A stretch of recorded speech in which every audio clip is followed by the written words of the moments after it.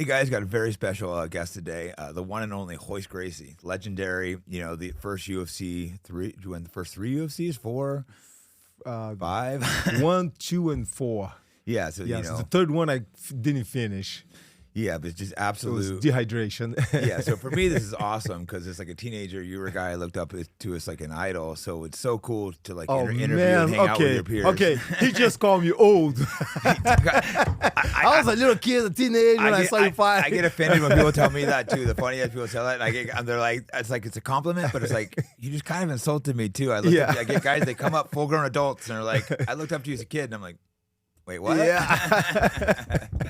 But no, it's just so cool. Like when you know the guys you idolize become your friends and peers. This is so to me, this is an interview I was super excited for. And Royce, this is very, very great. You're only hitting town less than 24 hours. You're willing to, like 7 in the morning, get up straight from the air flight to come into an interview. So first off, just really appreciate this. I live life in the fast lane, man. Yeah, right. Don't stop. Yeah. So real quick, what are you doing here in town? My cousin Heather Zoltan invited me to come over for the PGF, yes. tournament. It's happening matches, right? It's not a tournament. Is that a tournament? No, matches. It's interesting. You're Going doing on matches today. by teams, so it's like kind of a tournament. I think today they're going to tournament, so you're like you're the special guest. I went there the last couple of days. It's really cool. It's no tickets, private only, but people can watch it on TV. I think they do it on YouTube, and I think Fight Pass today.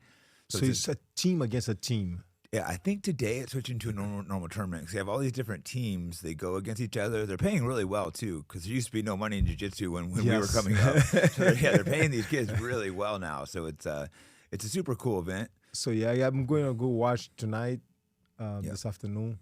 Yeah, so I just arrived and came straight to the podcast. Yeah, straight to work. So yeah, but let's there's a bunch I want to talk to you about. But let's start out. Let's go way back to like Brazil and growing up Gracie. I think it's like your name's iconic. The whole Gracie family, yours, but the family in general. You grew up with 9 brothers, correct? Ooh, I have 7 brothers and 2 sisters. Okay. Uncle Carlos had 21 kids, 11 boys, 10 girls, and then comes the second cousins and third cousins. And Oh, your family's so big. I should know it better because I trained under Caesar Gracie, so I'm Gracie trained.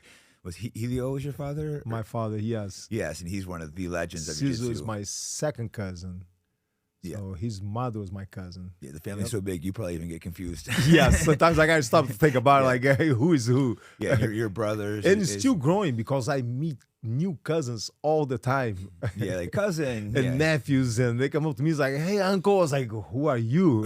Where you came from? Yeah, because everyone knows you. Who's your parents? Yeah, but your brothers are what? Like, isn't it like Half, Hicks, and... No, Half is my second cousin, actually. Oh, damn, I'm sorry. I had it all mixed Half, up. Renzo, their second cousin. Their father is my cousin. Okay, so yeah, I had it all mixed up. I should have studied my history better. Their father is my cousin, Robson, their father. Okay. My father, we grew up, when I was growing up, my father had a home in a place in the mountains in Petrópolis. And that's where we went every weekend. But then as we started to get teenager ages, I started to hang out with my cousins, and we went to a different place where my uncle Carlos had a house in Teresópolis. So it's go hang out with the cousins a lot on the weekends. And so the early stars jiu-jitsu, I know some of it was brought over from Japan, Japanese jiu-jitsu and judo, but the main founders of Brazilian jiu-jitsu would be your father and Carlos, or who's I hear different stories sometimes of... Okay, Uncle Carlos and the brothers Gastão, Osvaldo, they learned jiu-jitsu with Maeda. That's the story that I hear from my father. Yes. And my father couldn't do it. He was too small. It was Gastão, Osvaldo, Carlos, and I'm missing one uncle over here. But then my father, there was 5 of them. My father could not do it because he was too small. Too many throws so and he was sit down and watch. And then one day my uncles were late for a class. I think it was Uncle Carlos was late for a class. So my father jumped in and told the student, hey, I will review the moves with you. And taught the student a class. He didn't invent the jiu-jitsu. He always made sure to say that. He didn't invent jiu-jitsu. Yeah. He just add leverage into the moves. So when he taught the student a class, he just modified for what he was on his mind developing. So instead do it this way, if you do it this way, it's easier, make it easier. And the student liked so much the class that when my uncle showed up and told the student, hey, sorry, I'll replace the class, I'll do the class again. The student said, no. From now on, I want to take class from Helio. And that's when the uncles were like, hold on, what did you show him? So they're like puzzled. And my father's like, well, let's say, just an example, instead do the choke with both hands like this. If you put your hands in like this, it's more effective. Yeah, Instead, just grab choke. over the collar. He has the cross choke. So they're like, oh, wow. So, and then after that, it became a quest for my family to find out which style is the best, because everybody claimed, even back then, everybody claimed that their style is the best. Yeah. So, like when I first came to America, when Horton was already here, it was 84. I came in. Horton came like on the 70s. And there was the black belt. I don't know if you remember black belt. I don't know if you were born back then. Black belt magazines, Inside Karate. Black belt magazine, yeah. Inside Kung Fu. All those magazines, the martial arts magazines. The karate guys claimed they're the best fighters. And the Kung Fu guys claimed they're the best. And judo and wrestling were not even allowed in those magazines. They were not considered they're not even considered the martial art. Yeah, that a martial art. So it's like the kickboxing was the best strikers, and the taekwondo is the best strike. Everybody claimed. We just had a quest to find out which style is the best, and that's how it started back in Brazil. Yeah, and that's how a lot of people told my family as, oh, the Gracies are arrogant. They're challenging the other styles. They're trying to put down the other styles. No. Yeah. We're just trying to find out if our stuff works. Yeah, because you have to test against other martial arts, see if it works. And putting a boxer against a karate guy. Let's get the best karate guy, the best boxer, because they both claim that they're both deadly. Let's put them to fight and see which one wins. To get the best one, no time limit, no weight division. So it was a quest that my family had. Yeah. Instead trying to put down the other styles. You guys even issued what was called the Gracie Challenge, which means anyone from any school should go still and fight. This actually was still around when I started training, so I had to have a couple Gracie challenges. People would come into any Gracie school. Back in the garage days, they could come into any Gracie back school in the and do a small challenge. Schools, and then the instructor would pick one of their students to fight. And obviously sometimes Caesar would be like, Jake, you got to fight this guy. So this is like, it sounds so crazy nowadays, but you get random like big jack guys coming into the gym. It only happened a couple times in my era, but it did happen. Guys come in and be like, I issue the Gracie Challenge. And then Caesar would be like, well, if you beat one of my students, then you could fight me. Yep. And he would pick one of us, and it was like we'd go in there and we'd always just destroy these guys. Because guys like you will train you for a reason. It's like some people train most people train because they want to learn how to defend themselves. But some people like us want to test themselves. Yeah, so I wound up when I came from Gracie Challenge. I was first volunteering, and you know, obviously Caesar would be like, you can fight me if you beat one of my students. It was not forced. Let's make clear. It was not forced. No, it wasn't forced. I was excited if someone came. It would be like, hey, Jake, you want to do this one? Yes. If you say, nah, I don't feel good today. Okay, who's next in line? Oh yeah, Caesar would pick somebody. Else. They would be, Nick, David Terrell. There was a ton. That gym was full of some killers. What a team. So that was the wrong place to come in for Gracie Challenge. I'm sure same thing with you, But why? Because you probably want to test yourself. Exactly. You want it's like, man, I've been training. I've been for a couple of years already, a year, 2 years, 3 years. I want to put it to the test, see if I can do this. So that's the mentality. But majority of people wants to learn because they want to learn how to defend themselves.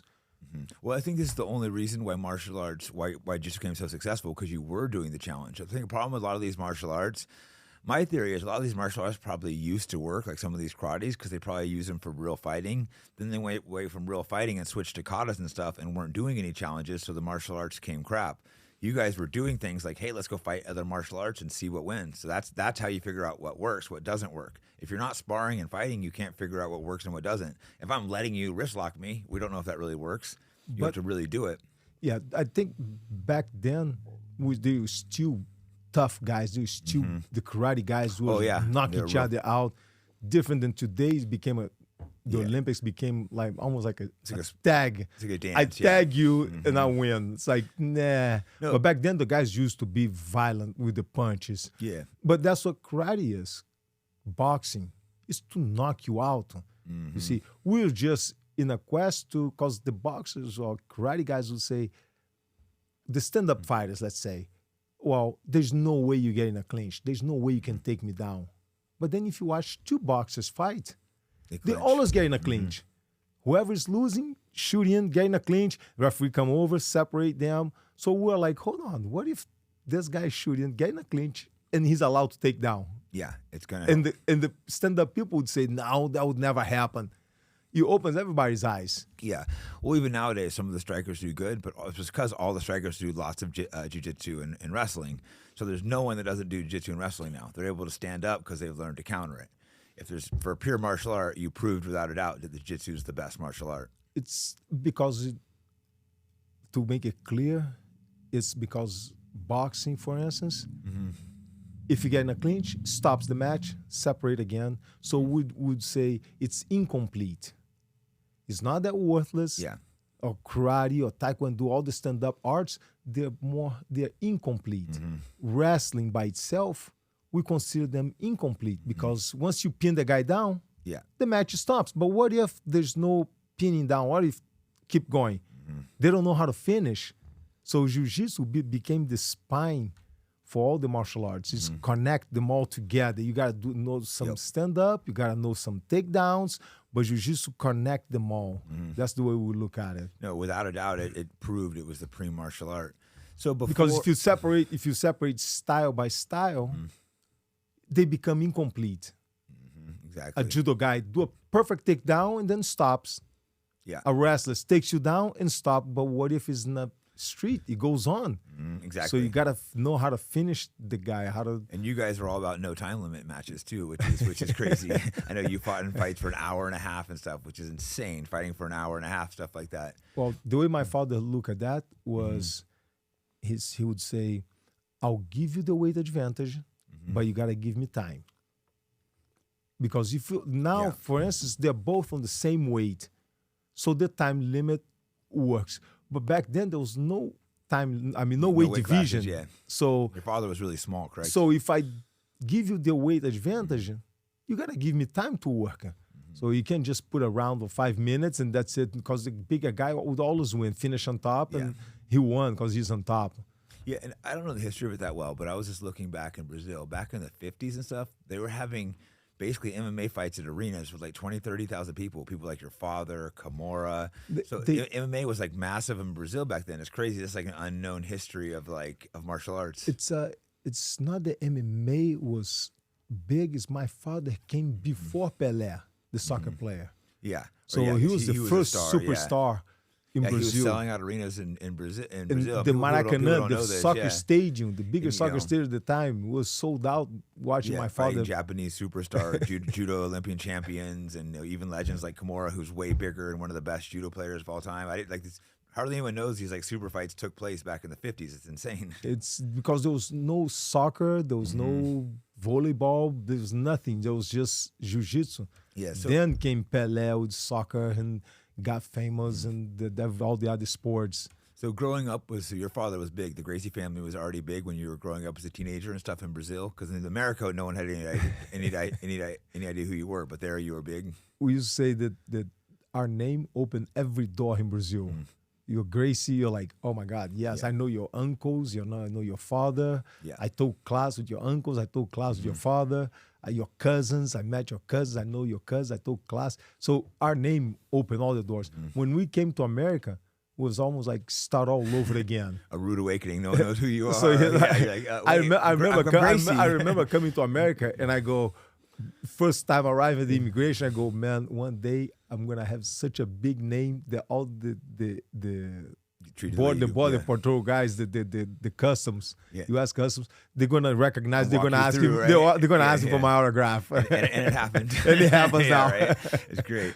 But were there lots of fights back in Brazil, like lots of Gracie challenges and tons of fights going on there, or not really? Or was it pretty much accepted that your family was the extreme martial arts experts? There was a period with my father and uncles, and then they proved, and then was calmed down for a while. There was nothing, and then there was another wave that came in. New guys came in to try to challenge, and so they started again with the cousins this time, and then calmed down a bit. And so that's when I think Horton came to America, and open up doors for everybody again over here. Yeah. And start all over the quest.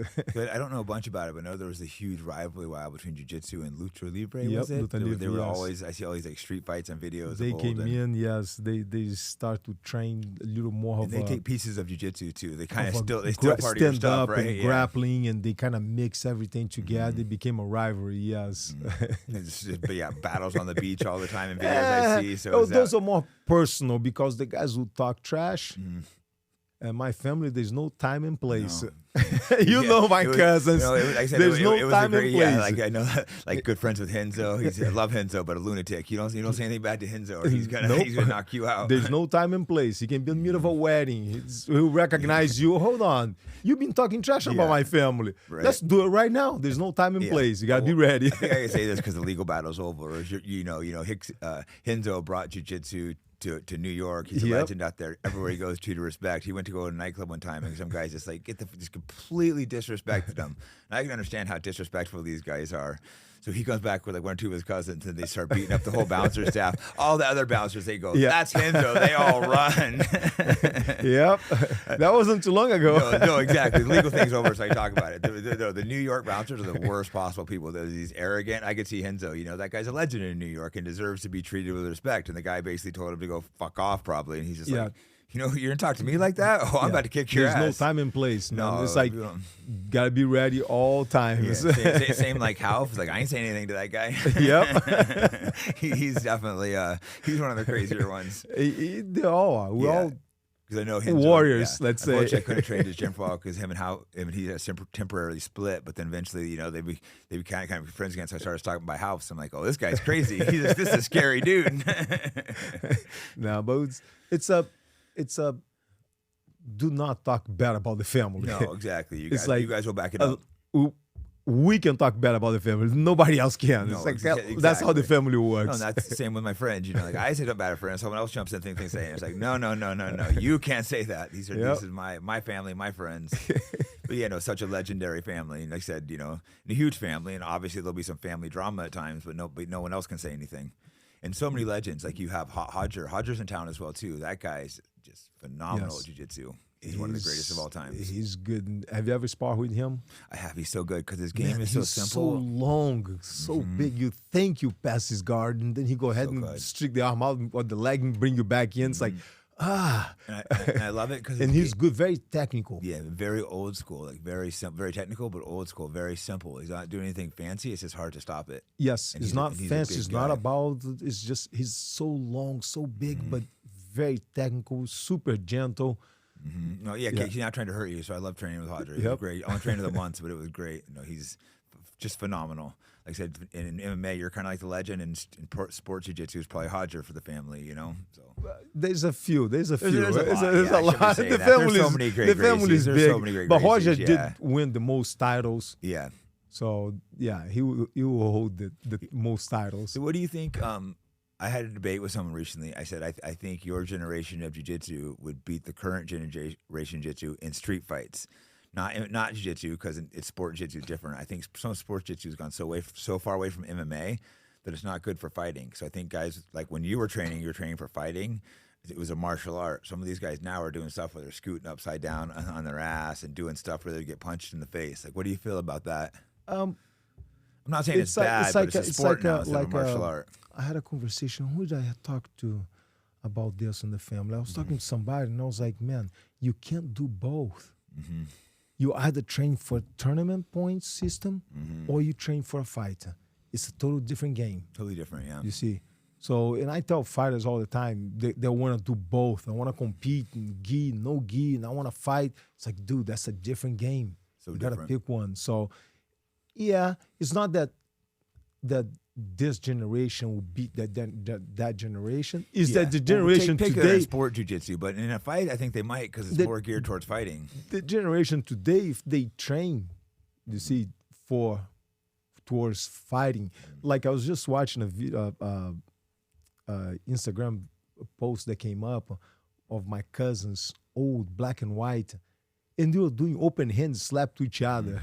That's how they train. Yeah, no, It's like, you guys train for like they were fights, grappling exactly. with the kimonos and open hand slapping each other. You gotta know how to defend yourself. No, that's how it was. Jiu-Jitsu, like when I used to teach jiu-jitsu, I would make guys sometimes put gloves on. I'd have like hobbyist old guys in there. I wouldn't have them hit hard. I'd make them put on gloves and punch. And I'm like, I wouldn't do it all the time, but like once a week. I'm like, you guys can't have to have jiu-jitsu. If you're doing something, you're going to get knocked out. I don't want you doing that. You're going to get a street fight and you're going to get knocked out. You need to understand when you're going to get punched. But then martial art in general, all the styles, they're not made for scoring points. I say that all the time. It's like martial art was made for you to defend yourself in a street fight situation. All of them, karate, is for self-defense. Yeah. Kickboxing, boxing, taekwondo, kung fu, is for you to defend yourself in the street. Forget which one is better than the other. It's for you to defend yourself. I think tournament point system is tagging, became a scoring a point. That's what ruined taekwondo. There was a couple Olympics ago, 1 or 2 Olympics ago, not the last one, the one before that. I think I remember it was karate or taekwondo. The guy knocked the other one out and lost because it was I think I saw that. It was too much, too hard. violent. It's like sports. And the guy who got knocked out won. It was like, what a shame. Because the taekwondo was made to knock you out, not to score a point. So, but then if the guys train today towards that, they are better athletes today because it's not the choke that got better, but it's the how to cut weight and how to exercise and how the food, everything got better today. The choke is a choke. Yeah. A right hand's a right hand. Yeah, more hours training because a lot of people are making money training full time. Plus, it's been around more years. I mean, you guys with your family Coaching alone, pretty and much more efficient. I wouldn't say invented because some of it you got from Japan, but you pretty much invented a whole new style. Just a family. Now there's millions of people around the world training. Hundreds of thousands, probably millions, and you can share all the knowledge online. So it's just the sport is growing. And people that grew up on the mat. Yes, from little age. Yeah, they're not just going to work 9 to 5, come over for an hour and training, become a fighter. No, a lot of the kids now grew up on the mat, practically training every day. By the time they turn 18, man, they already spend so much hours on the mat, and so it's like, these kids are so good now. It's talent and I saw discipline together. Yeah, I saw you got to train with my friend Gordon Ryan, who's the current phenom. Such a great guy, right? You guys trained over at Derek Moneyberg's place. Yes, I've met him. So talented, right? Derek, man, the guy have what, 4 or 5 days a month? Yeah, old Derek's he's this that he really takes rich off. guy that we both train a little bit, but he's gotten so good so quick. He trains with you for 5 days, and you're leaving. I'm arriving. Yeah, he's constantly. And then I'm leaving. Gordon Ryan's arriving. Yeah, Chuck Liddell, he just has all these top guys. He's just constant. I can remember. He first hired me, I think 3 years ago. He was like 50 pounds overweight. I was very skeptical. I mean, he offered good money, obviously, but I'm like, I don't know if I want to trade this guy. I'm like, I'll go try it once. But I saw he was really serious and came back. He remembered stuff, and it was just nonstop. He started bringing other people out there. I saw how serious he took it, and he asked, "Oh, can you hook me up with Royce Gracie?" All this, and it's like, yeah, but he's. I asked him, "Do you train every day? You don't take time off?" And he's like, "Nah, I take maybe 4 days a week." He puts the time to train. That's the only way. And sometimes I'm with him. I don't know if it's the same. It's like 10 o'clock at night. He's like, "Hey, let's go to row."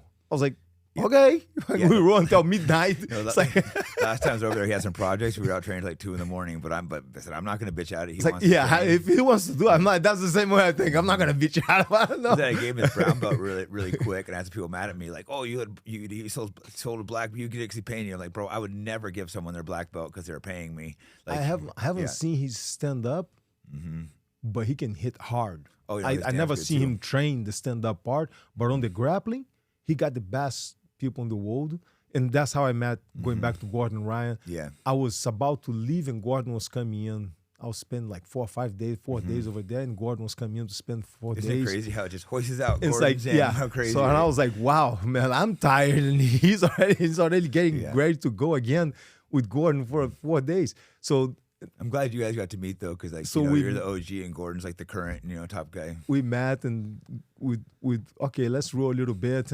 and I don't care what people talk about Gordon Ryan. Man, the guy's awesome. He's one of my good friends. People talk around all the time, and it pisses me off because he's such a good dude. He would have smashed me with one hand behind his back. And guess what? the guy's like, we're rolling, and he's giving to me, like, go ahead, catch me.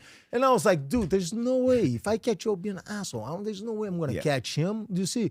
So I'm kind of like, okay, I didn't see that. Go ahead, catch me. But he wouldn't catch me either. It's like, because he understands the respect hierarchy of jiu-jitsu. So he looks at guys like us as the guys that created the sport for him. And a lot of these young guys don't do that. So he looks up to guys like us, and he's not going to try to be a dick. Some of these guys are like, oh, I'm the guy now. But Gordon looks at us like, oh, I wouldn't be here if it wasn't for the guys like Royce and Grace. He gets it. Very so when guys respectful. talk crap about him, like, how are you going to talk crap about this kid? He's done so much. Yeah.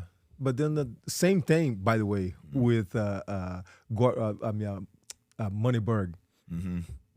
Sometimes Moneyberg, he can smash me, but he's like, dude, I don't want to hurt you, man. I was like, no, Derek, he's another guy. Let's go. He goes, Yeah. no, come on, man. I don't want to hurt you, man. I was like, go ahead, you're not gonna hurt me.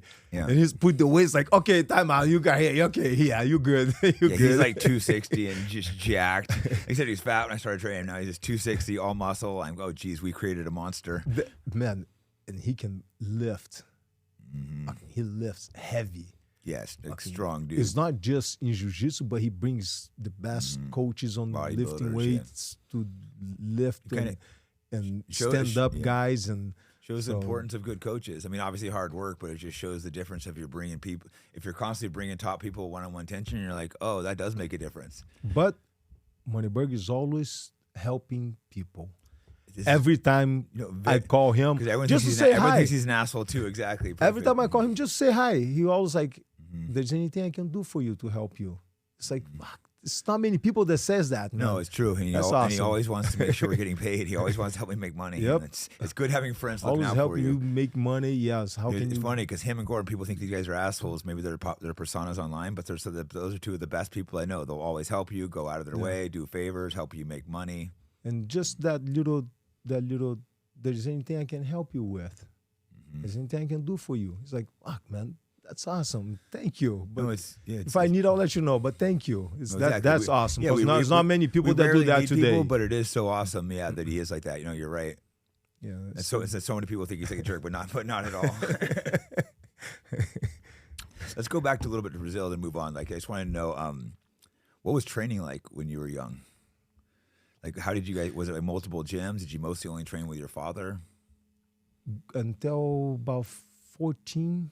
I think it's 13, 14.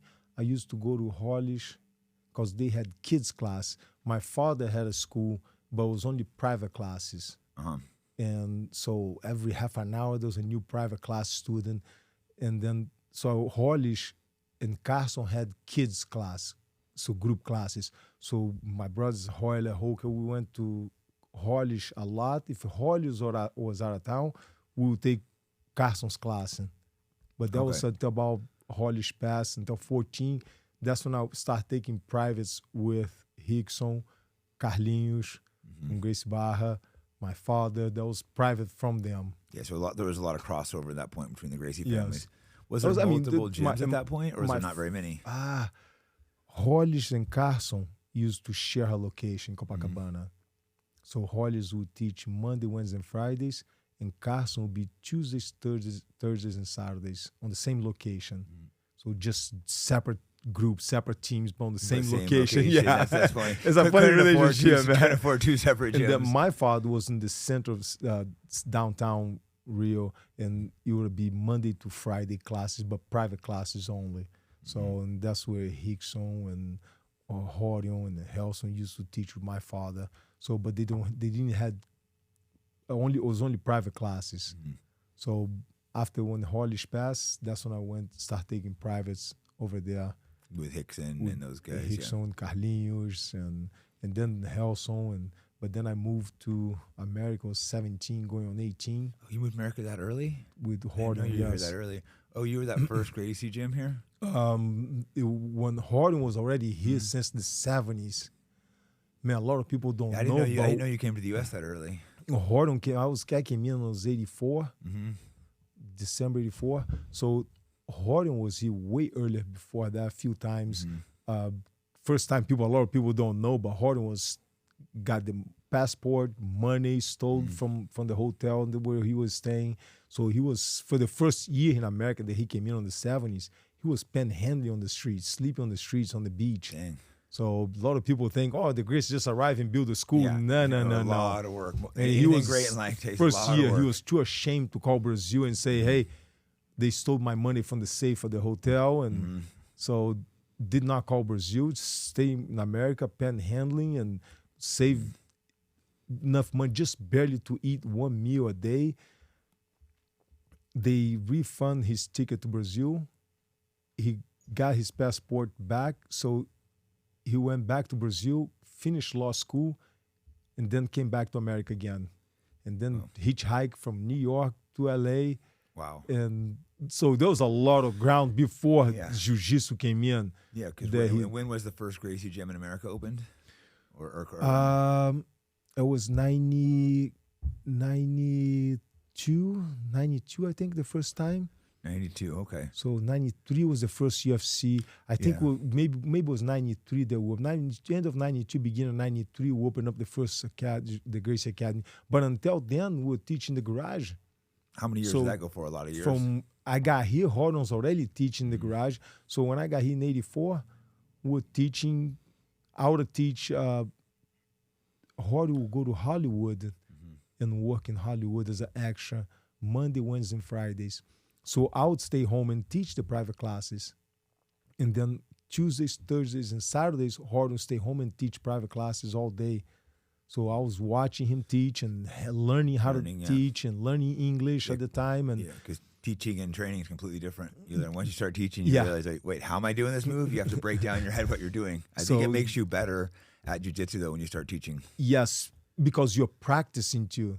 You have to really break down what you're doing and the why of it. Because sometimes you're just doing things. Athletes, we just do things naturally. So it's like from 84.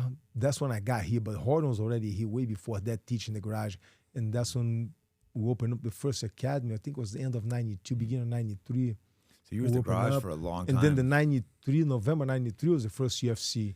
Yeah, well, let's get into that. That's so exciting. Was it your brother or cousin that helped create the first UFC? It was Horton, my brother. Okay. Yeah, I mean, it was between him. It was like a marriage in between him, Art Davey. Art Davey was a promoter, advertisement, I think, worked with that kind of stuff. And then Bob Meyerowitz from SEG, Semaphore Entertainment Group, from the pay-per-view. And John Miller's, the movie director from Conan the Destroyer, the old Conan, the Dirty Harry. So Clint Eastwood. So they got together and decided to build the first UFC. Yes, but it was all Horton's idea. I remember watching that. I was like a young teen, and I was just like, "Wow, this is insane." So I couldn't imagine what was it like being a part of UFC 1. No weight classes. Insane was the ideas that they had on the octagon that we see today.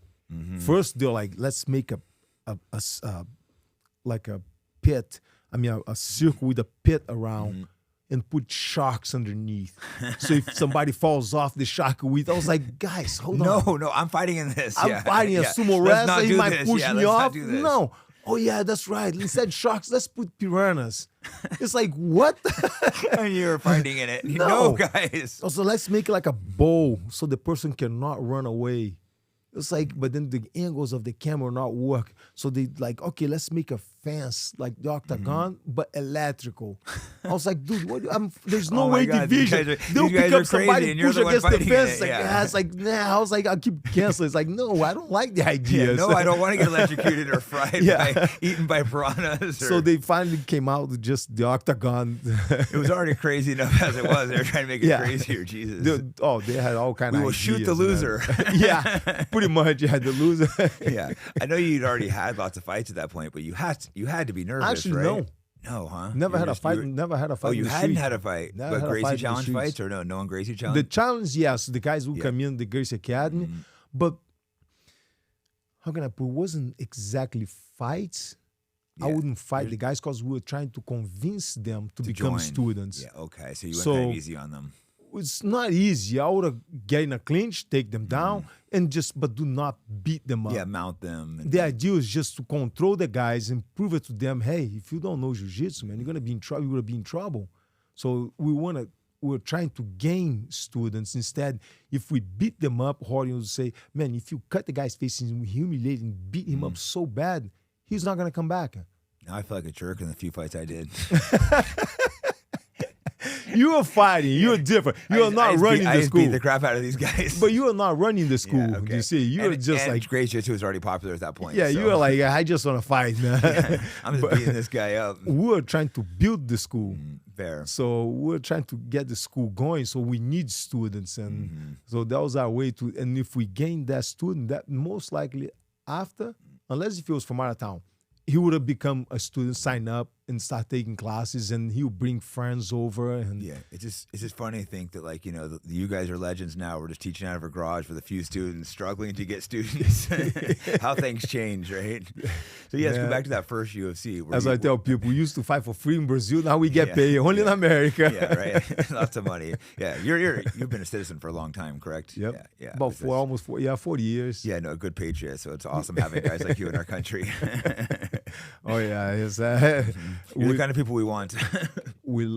A lot of people left Brazil because the way it is. And then what's been going on? Yeah, changing subjects a little bit. The current president is really bad.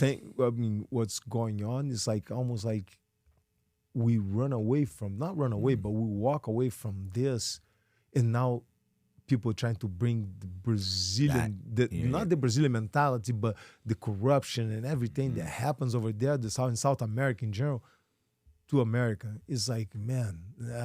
What do you think about the election? I know all Brazilians I know think the last election was stolen in Brazil, the Brazilian election. Oh, the Brazilian one? Yes. Everyone I know thinks it was definitely stolen, right? It was the guy, Bolsonaro would go on the streets, everybody millions of people up, were on the streets, millions. Peaceful, no breaking anything, nothing would happen.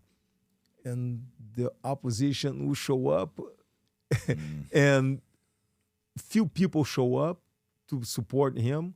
And there's always robberies and stealing and breaking down, burning. It's like, what's going on? Didn't they let him out of prison so he could run or something? It seemed like it was completely rigged. The Supreme Court, it seemed a little bit. I looked into it, definitely. It seemed rigged to me from the little bit of research I've done. It was really bad. Hopefully Bolsonaro will come back in a couple of years, election again, 2026 election in Brazil. Yeah, they already tried once to stab him. So he's the people's president. No, I know the people of Brazil love him. Yeah. And our media doesn't, of course. Yeah. And they're trying to crunch down freedom of speech in Brazil, too. I don't know if you've been watching. They're trying to shut down like Twitter X off there. They try. But it's South America in general, I think, is changing lately. The new president of Argentina more communist leaning, really good. Oh, Argentina. Argentina is good. Yeah. El Salvador, the new president, he's great. Changed El Salvador. Crazy how it used to be the most dangerous country. One of the safest. He's the safest now. Some people criticize him because he arrested all the gang members. But why would you leave these people on the streets? He made the country safe. They literally have the gang tattoos on their heads, and everyone's like, he's arresting these people. This guy's violating their human rights. Like, these guys are killing people nonstop. Human rights are for humans. Exactly. Because they destroyed his country. Not for assassins and guys that go pedophiles and no. It's impressive that guy came and cleaned the country up so quick too. So quick, yes. In a year or two. A couple of years he cleaned the country. It's the safest country now in South America. Yeah, I never would have visited. Now I want to go visit. Brazil is next. Yeah, I certainly hope so, because I have noticed so many Brazilians. I don't know if it's just because the ones that come to America, and they're all like such proud, patriotic Americans. It's so interesting to me that the Brazilians are always so pro-America, or the ones that are here at least. Because we see what works. So we wanted Brazil to be like this, to work like that. But it's so corrupt. Because Brazil is such a beautiful country, so it's sad that it's not that way. You got everything in Brazil, man. The food is unbelievable. Amazing. The people is awesome. It's just the place is beautiful. It's just the politics. Rio is one of the most beautiful cities I've ever seen. It's just breathtaking. But it's just not safe. It's corrupt. That's why it's and seems like the people want to keep it that way so they stay in power. Yeah. And they know it's intentional. And I've always liked the Brazilian fans, too. I know a lot of Americans are like, the Brazilian fans are the worst, because I went and fought Damian Maia down there. But they're not bad at all. They chant passion. Yeah, they chant, "You will die from passion." Yeah. But Brazilians understand you never come in someone's personal space and disrespect them, because they'll get punched in the face. Like the Irish guys will come in my personal space and talk crap. But the Brazilians are if they come in that personal space, they're going to give you lots of respect. So they all respected me, even though as a group, they're going to chant they want me to die, but they don't actually mean it. So I love the Brazilian fans. They cheer with passion, man. They're passionate about their people, they cheer like it was a soccer game. You see, it's like my team and my team got to go all the way. No, I can understand being a little scared if you've never been to Brazil and you're walking out and you're just seeing just craziness. But I've been there and I understand that it's not like personal. It's just they're passionate with their sports. Passion for the sport. And, and they love jiu-jitsu. Like I get treated really well, I think, because, the jiu-jitsu people are always coming up, get recognized. Sport's big down there. I get recognized. I can't imagine you. You must just get recognized everywhere. Soccer and jiu-jitsu, yes. Those are the biggest ones in Brazil. Yeah, unfortunately. And there's so much talent. Brazil is so big. There's so much talent, man. They'll never had a chance. Guys from all the way from the Amazon, and they will never have a chance to fight. But that's what all they do is train, get ready. I've trained there a couple times. The first time I went there, I didn't get treated as good. I think the problem was I was a purple belt. But when I was a purple belt, I obviously wasn't really a purple belt. So I was tapping a lot of the black belts. I think they did not like that. But once I think like a month later or so, I went and took like third at Abu Dhabi and then won Pan Am's. So once I placed Abu Dhabi, then they weren't like offended, but it was just like some random purple belt like tapping out black belts. They did not like that, but it's because Caesar didn't give out belts easy. Plus I hadn't trained that long. I just got good so Plus quick. you came from a good stable. I wasn't a normal purple belt, so they think, to get this guy, and then it's like like I said, it's a purple belt. I took third at Abu Dhabi, so it's not like I was a regular purple belt. Yeah. So once I had a name, then they treated me great. But at first, it was like, I don't like this guy. He's a punk. But he grew all over the world now.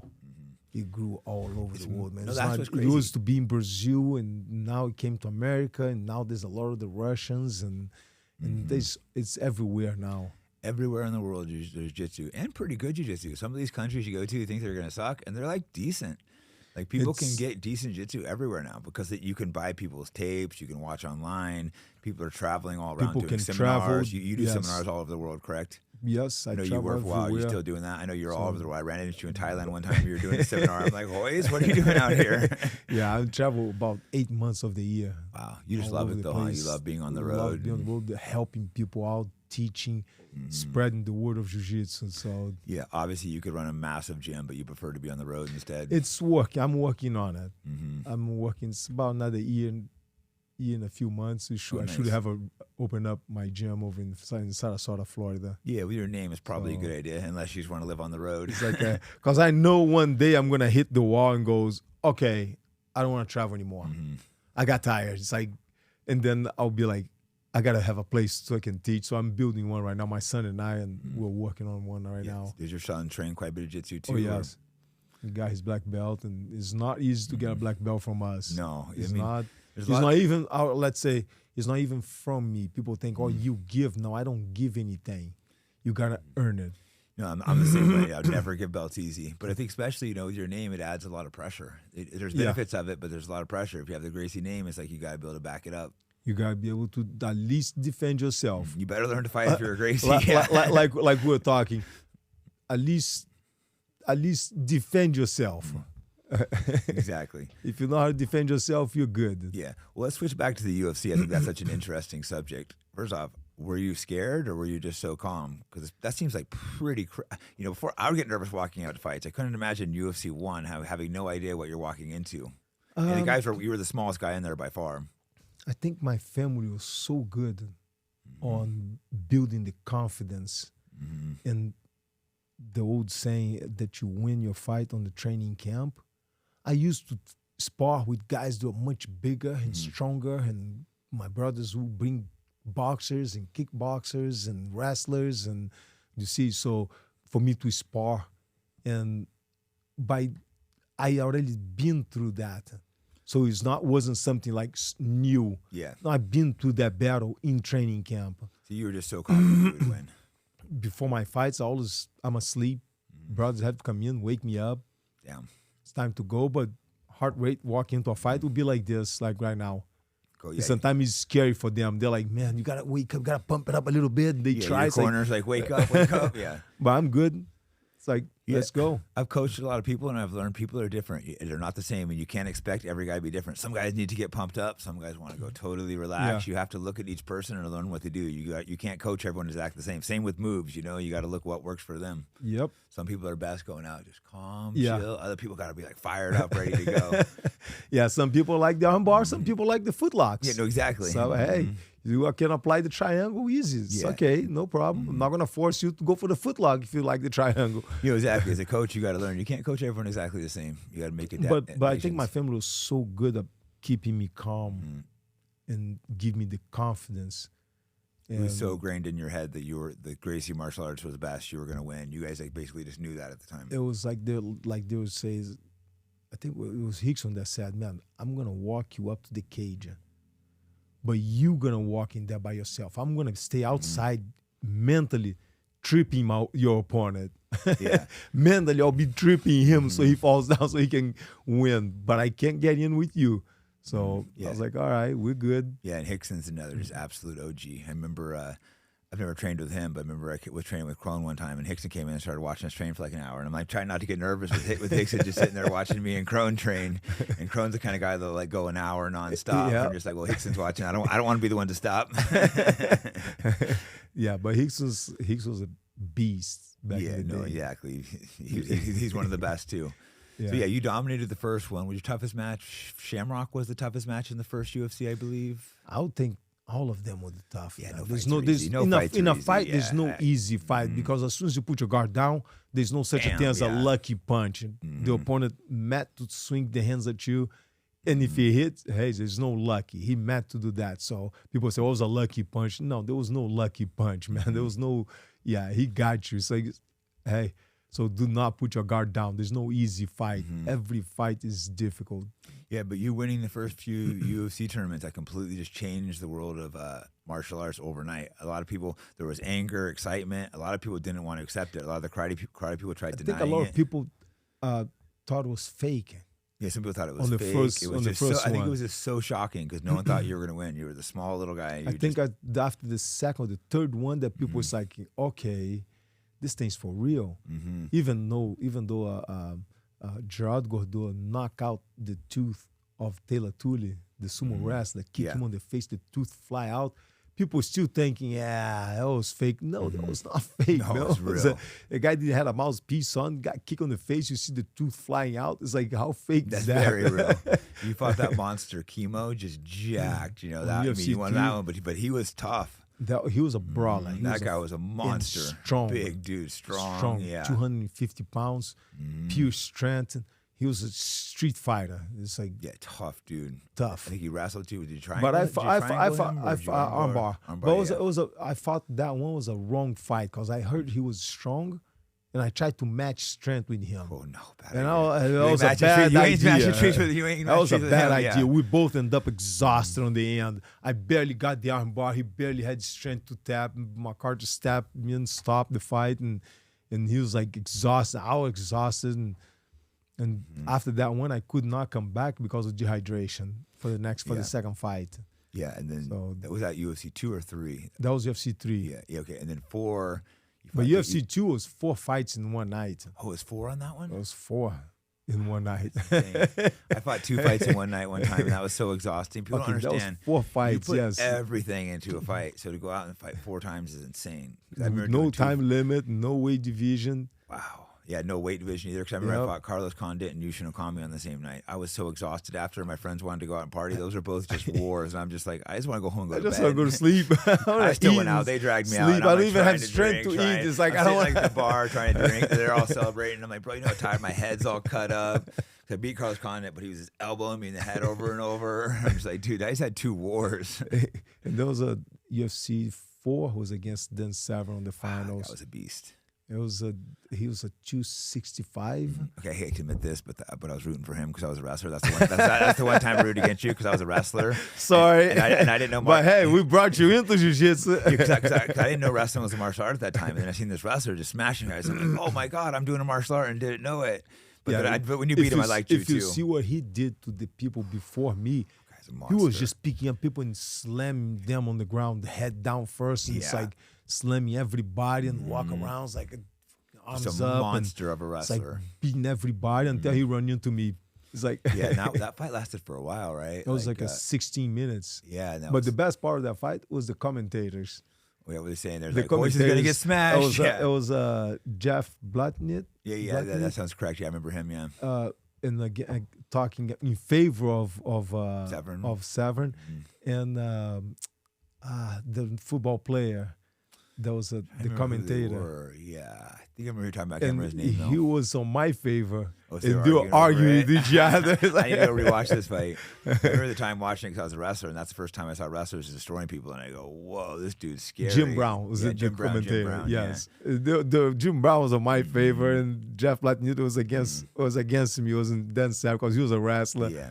But no, at the time, that was the toughest fight, and that guy was he won a bunch of fights. That was and that's when all the wrestlers came in after that, the Colemans, all these monsters, and they were just huge guys coming in like 270. It became a rivalry for Jiu-Jitsu guys.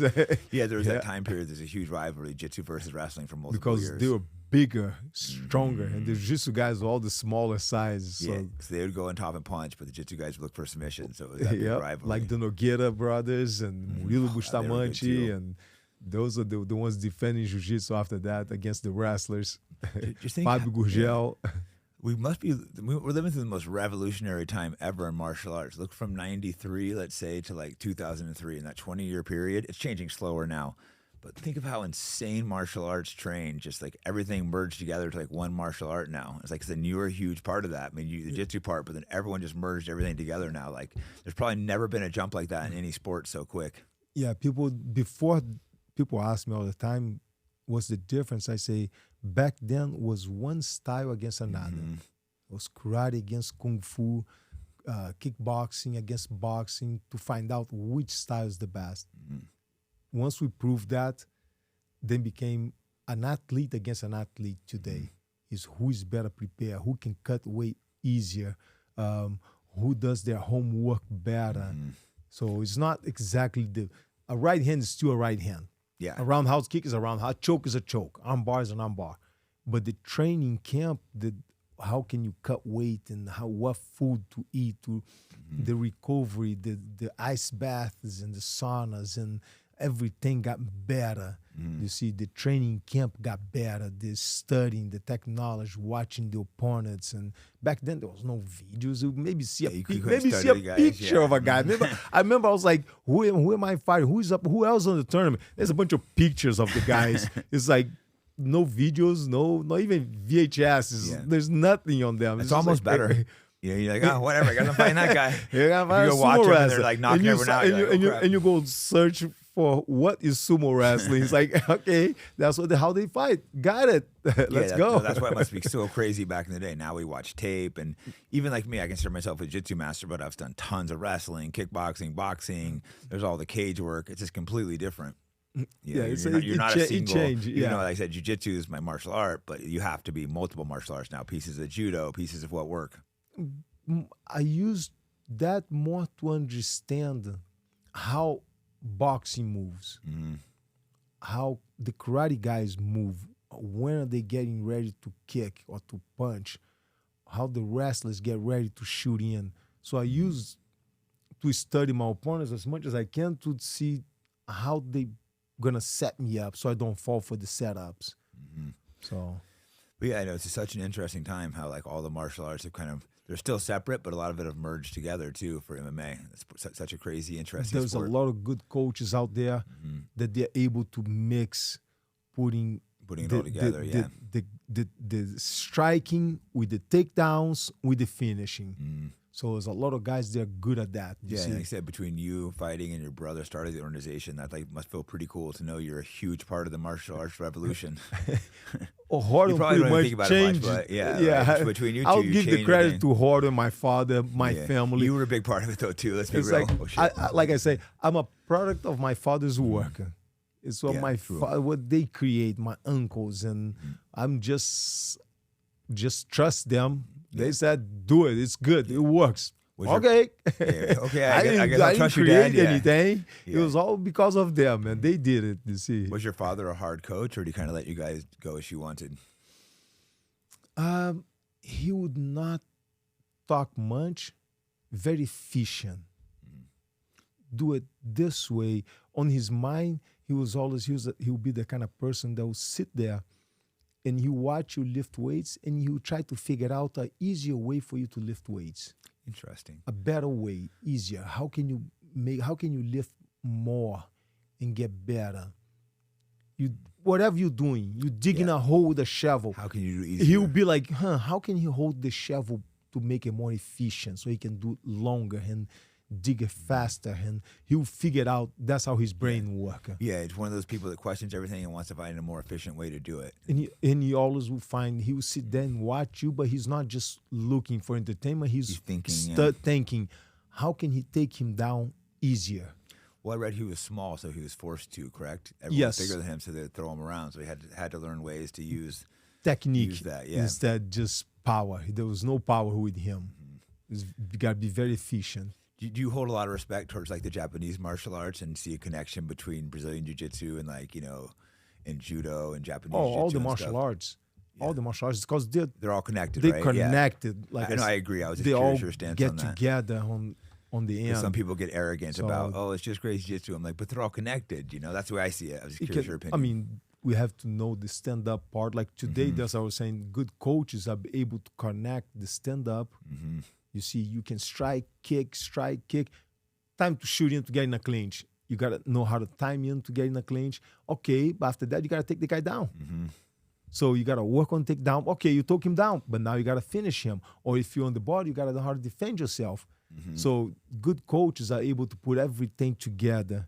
You see, connect them all. No, you're correct. So it's not one style. It's finding the guys that stay. The guys that stay.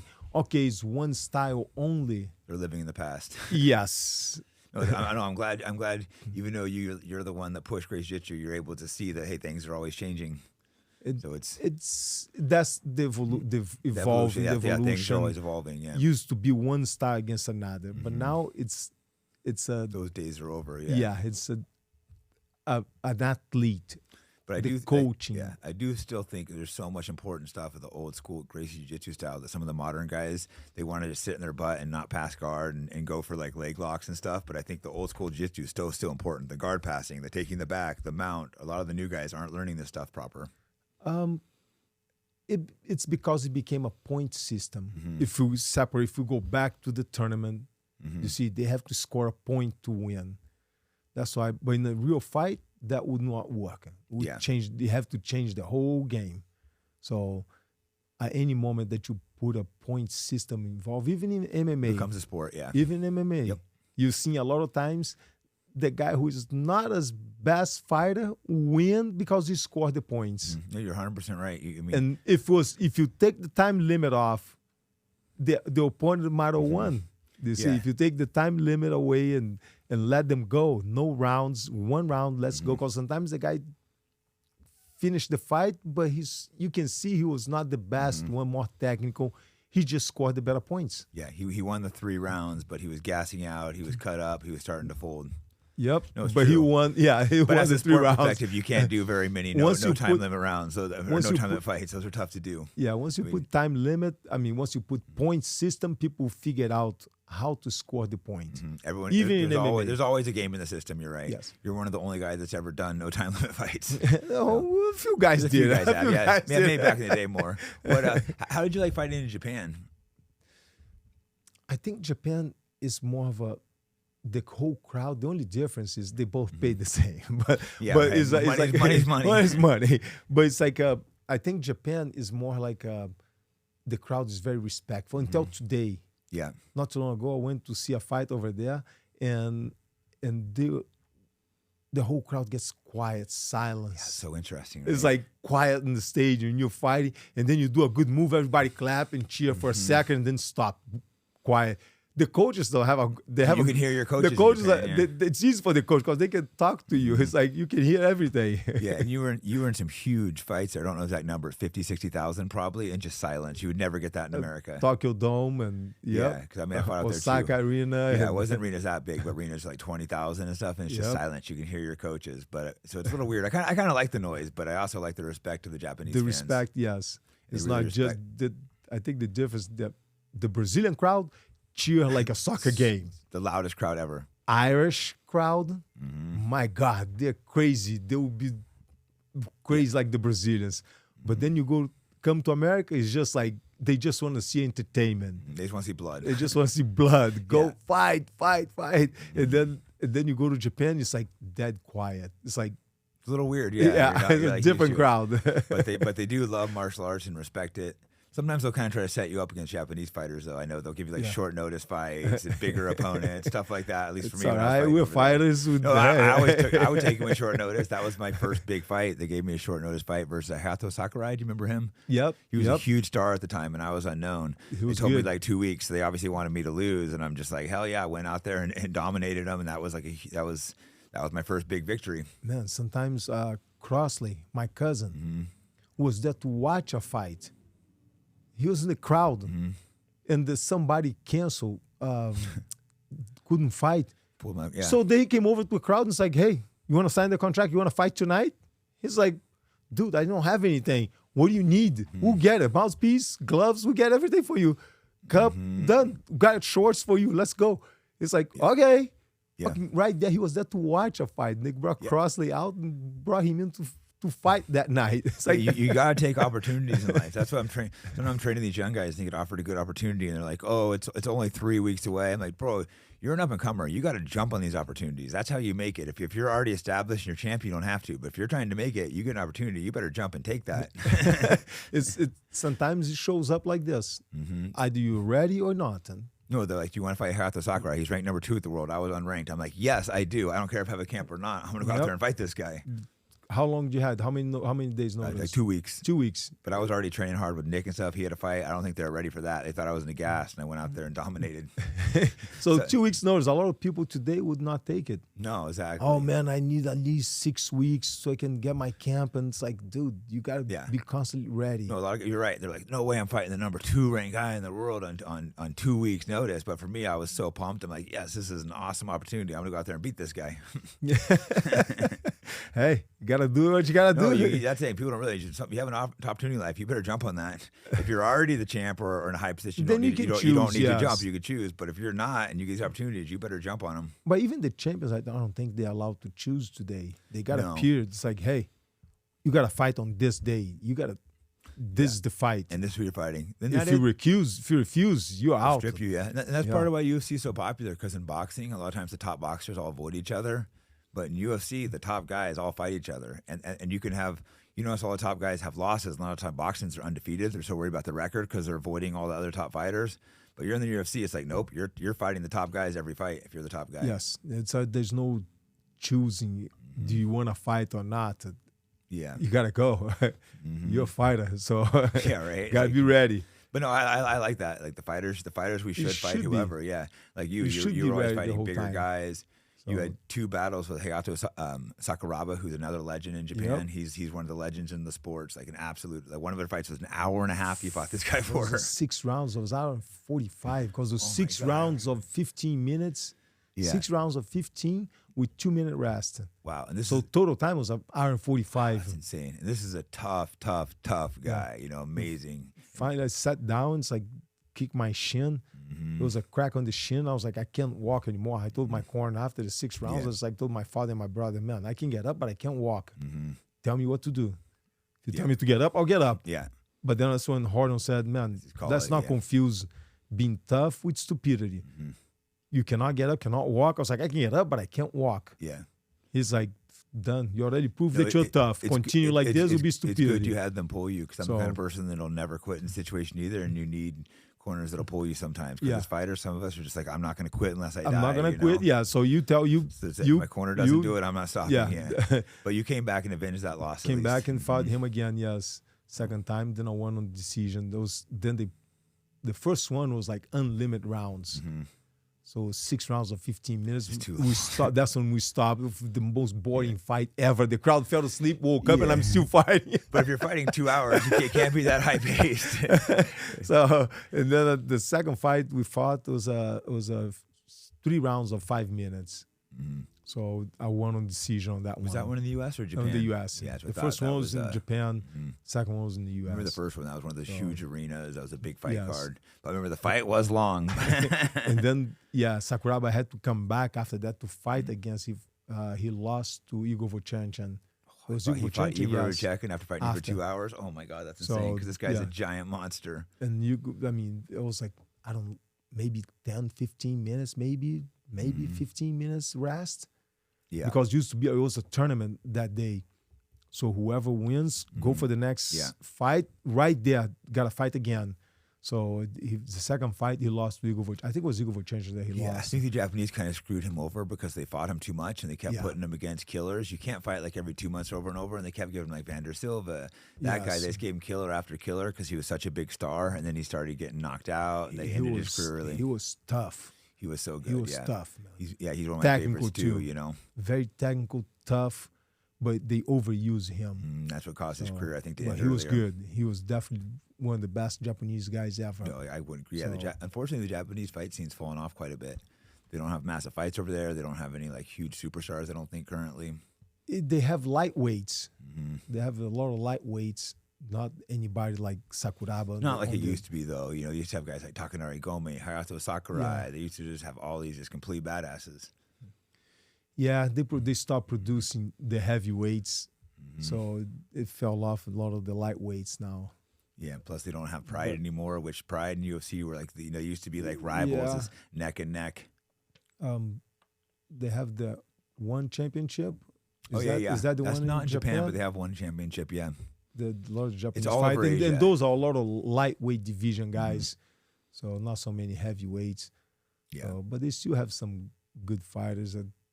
There's a lot of talent training everywhere in the world.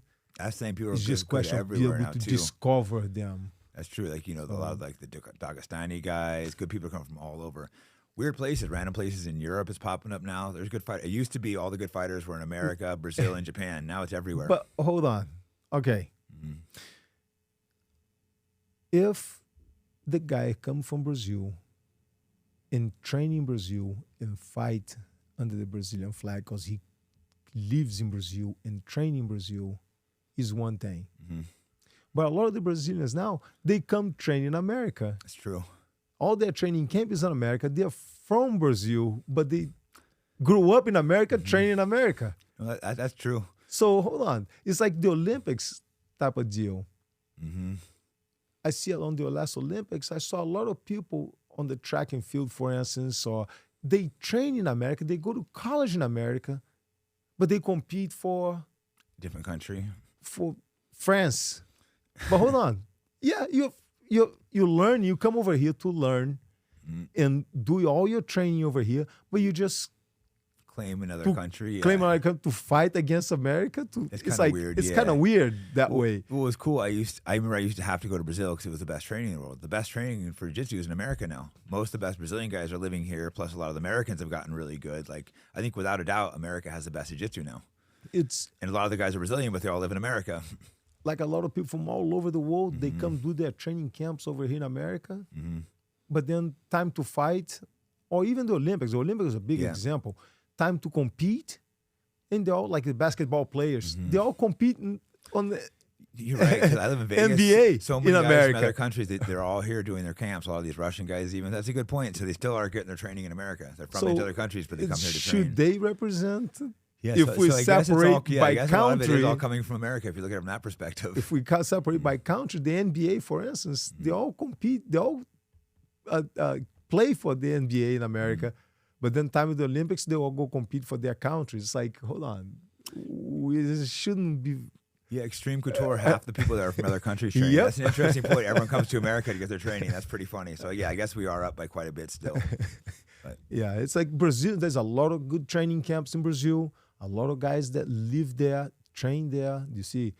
But there's a lot of them that live in America and then they fight for Brazilian flag. It's like, come on, man. I know you live over here for years. It was true though. There are a lot of Brazilians that come here and do become super pro America and start trying to represent America too. So it's like, so a lot of Brazilians are super like, oh, I want to be American. So it's not, you don't just get that, but you do get some trying to only represent Brazil still. It's like if you're living in a country, you should represent both, in my opinion. If you're representing your home country, you Both? shouldn't just represent your home country. It's kind of disrespectful to where you're living. Disrespectful for because you live here, you Yeah. train here, but you represent. Yeah, it's kind of. Or don't represent any country. No, Just like- represent your team. Yeah, the guy, the Mexican fighter, lives American, wanted to come with the Mexican flag. I'm like, bro, bring the American flag too. Then I'm like, you live in America. I'm not walking Yeah. out with you if you're only walking out with a Mexican flag, bro. You're representing America. I get your family's from Mexico, but you've never been down there. How are you gonna walk out with only a Mexican flag? Like put them together or something. Yeah, and that's- Tito Ortiz and stuff Tito did that. Ortiz used to do that. 'Cause you So can't that's you can't come out just represent another country if that's not where you're from. That's why I never walk out with a flag. My father used to say, "You represent the world, son. You don't represent one country. You represent the entire world. It's jiu-jitsu. You represent jiu-jitsu. So don't come Smart. out with one flag because the other countries are gonna hate you." That's I was smart. like, fair enough. 'Cause, a lot of Brazilians, you are right, they get way over into Brazil instead of being, and some of them are living here. Yeah. But it's not just Brazil, but it's everywhere not just in MMA, in jiu-jitsu, but in every sport. I noticed that on the last Olympics. Yeah. And they're doing their interview. It's like, yeah, I go to school over here and I train over there and I train with they're my training partners. But dude, you represent a different country. Yeah, a little weird. You won for the different country, but you go to school over here, you run with these people, you train with them, and you live over here, but you represent different countries. Like, it's unfair. Funny, I just remembered, someone wrestling, they're American, but they went to some small country for the Olympics because they could qualify for a team. So yeah, a lot of people do that. It is cheating. It is stupid because you're not really you're American. You're going there representing a different country. That is weird. Yeah. So before we wrapped up, I have a few ask audience questions. Sometimes they're terrible, sometimes they're good. I'll see if any of these are worth asking. This is kind of a long question. Is it worth reading? It's just like a few questions. What is the hardest submission to get? Who was your toughest fight? Did you ever underestimate opponent? Proved you formable? Have you ever rolled with someone and thought I could lose this? That's a lot of questions. So Do you one have at a any- time. Ask Yeah, one at I'll a do one at a time. time. He has like too many questions. What is the hardest submission to get? That's a tough question. Hard submissions to get. The hardest submission The to twister, get. because it doesn't work very often. No, I would say they all work. It's just you might find easier to get the triangle. I have an easier time to get the arm lock. But okay, if I can't get the arm lock because the guy crossed the arms and hide the arms so good, I better know the others. So that's why I say you have to know all of them. Great answer, because guys will block. If you're chasing one submission, they'll block that, but it usually opens up something else. You open up the something guy's else. like, So "There's it's no not way a you can question of armbar me," then it opens up being- something else. It's not a question of being the hardest submission. You see, That's it's why I'll never what chase. the opponent give it to you. That's why I'll never chase a certain submission. It's what the opponent give. Which I don't know. Gordon a few times has written down what he's going to tap a guy with, and then gone and done that. That's pretty impressive because he'll choose That's his impressive. submission. There's That's Gordon impressive. Ryan. There's another Yeah. kid that does that. I'm not sure Gordon's the only guy I've ever seen do it. No, there's another kid I think changed with Gordon Ryan. It's like a lightweight one. There's Gary Is it Tonin, but Ma- Mikey Missamichi. Magdalena or Oh, Mark, the Brazilian guy. Mark, is it the Brazilian guy? I think so. I heard of him that He's really good. that he would say, "I'm gonna get you on this position in this time," and son of a done it. gun would do it, Yeah, man. that's pretty impressive to build I'll this. get you in 2 minutes on the armbar from the back. Yeah. It's like what? What? Yeah. From the back, you're gonna go to the armbar in 2 minutes. and It's doing like this to good people is the crazy part. start standing up and go, and they do it. It's like unbelievable. Yeah. I just hit a couple more of these questions if they're worth asking. Let's see. Do you ever underestimate someone? No, I can never underestimate anybody because, okay, on the moment that you think that, okay, I'm the best, it's like, I tell people all the time, it's easier for you to beat me in a grappling match than in a shooting match. Because in a shooting match, I'll be 100% focused, ready to go. I'm going to go, okay, I'm going to go. In a grappling match, I might go, yeah, it's too easy. I already know that. And that's when I get caught. I completely agree. Never underestimate opponents. Can never underestimate. Sometimes I'd have like a student having a fight and underestimate them and they go and get knocked out. So for me, I took everyone serious. Yep. And I would hate it when people would be like, "Oh, this is an easy fight." There's no easy fight. That always fight. pissed me off. "Oh, I bet a bunch of money on you. You have an easy fight." I'm like, "Easy fight, dude. This dude's. I'm fighting maybe I fought a beaten guy is better, but this dude's like 26-2 or something. You're trying to say it's an easy fight. Like people just don't understand. Sometimes the guy who are coming up is more hungry than the guy that's on top. So I couldn't agree more. I think my last fight, I just wasn't hungry and I lost. That's when I realized, why am I doing this? I think I just had no desire to be out there fighting because I was fighting some young, hungry kid, and I've already been successful. They want to prove themselves, and you're already on top. Our lives are already good. Yeah. So we'll hit like one or two more of these. Have you ever talked to Sakuraba at all? Oh yes, awesome kid. Sakuraba is awesome. Last time I was in Japan, I saw him. We were messing around a little bit. That's cool that you guys fought He's twice. Very funny. Yeah, he's good. He's good. He's one of my favorite fighters as well. So that's awesome. He's awesome. Ask if Michelle Obama is a dude. I'm not gonna go into that. We're not gonna ask this one. I shouldn't have even read that one. Probably. Big Mike. I'm not touching that one. All right, last one. What he thinks about tournament jiu-jitsu's tendency to water down what is taught today. My kids are constantly frustrated that professors teach the IBJF rule book when all they want to learn is how best to defend themselves and win a real fight if ever needed.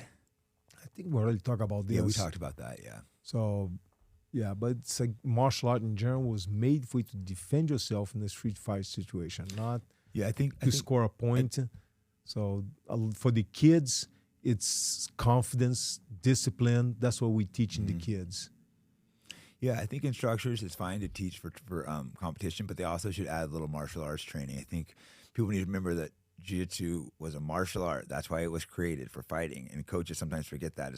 They only look at the sport aspect because that's where the money and stuff is now. But the also is to make sure, hey, teach self-defense sometimes. Teach how to get in a clinch. Yeah. Somebody's swinging at the kids. The kids need to learn that. So yeah. No, it's before we wrap up, but where can people find you? Like in social media or RoyceGracie.com. Instagram, Real Royce. Cool. It was great talking to you. Anything you want to add before we wrap up, or are you good? I'm good. Thank you so much, man. I really appreciate you coming in.